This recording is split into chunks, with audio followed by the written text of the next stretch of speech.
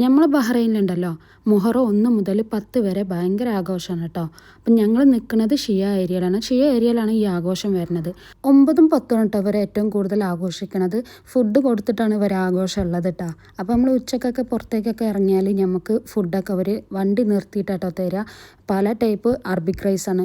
അതും ഓരോ ദിവസം ഓരോ ടൈപ്പ് റൈസുകൾ നമുക്ക് കിട്ടുക. പിന്നെ വൈകിട്ടായാൽ സ്നാക്സ്, രാത്രിയൊക്കെ ഫുഡ് കൊടുക്കലുണ്ട് കേട്ടോ. പിന്നെ മുഹറം ആയാൽ ഇവരെ ഡ്രസ്സ് എന്ന് വെച്ചാൽ ബ്ലാക്ക് ഔട്ടാ. ഫുൾ ബ്ലാക്ക് ഡ്രസ്സിലൊക്കെ ഇവർ നടക്കാറുള്ളത്.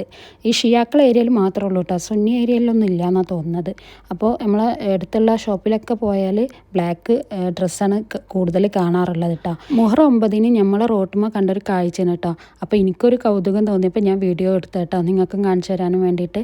വൈകിട്ട് നടക്കാൻ ഇറങ്ങിയപ്പോഴാട്ടോ നമ്മൾ ഈ കാഴ്ച കണ്ടത്. ഈ ആൾക്കാരൊക്കെ കൂടി നിൽക്കുന്നത് സ്നാക്സൊക്കെ വാങ്ങാനും വേണ്ടിയിട്ടാട്ടോ.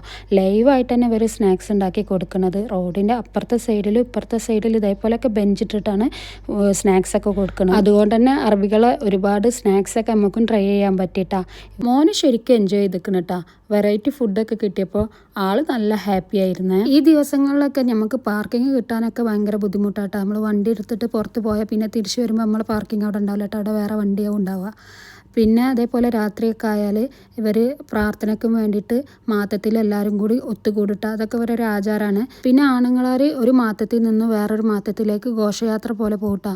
അപ്പോൾ കയ്യേറ്റും ചങ്ങലറ്റൊക്കെ നെഞ്ഞത്തൊക്കെ അടിച്ചിട്ട് ബ്ലഡൊക്കെ വരും. അപ്പോൾ ഇന്നത്തെ വീഡിയോ ഇത്രേ ഉള്ളൂ. വീഡിയോസ് ഇഷ്ടപ്പെട്ടാൽ നിങ്ങളൊന്ന് സപ്പോർട്ട് ചെയ്യണേ.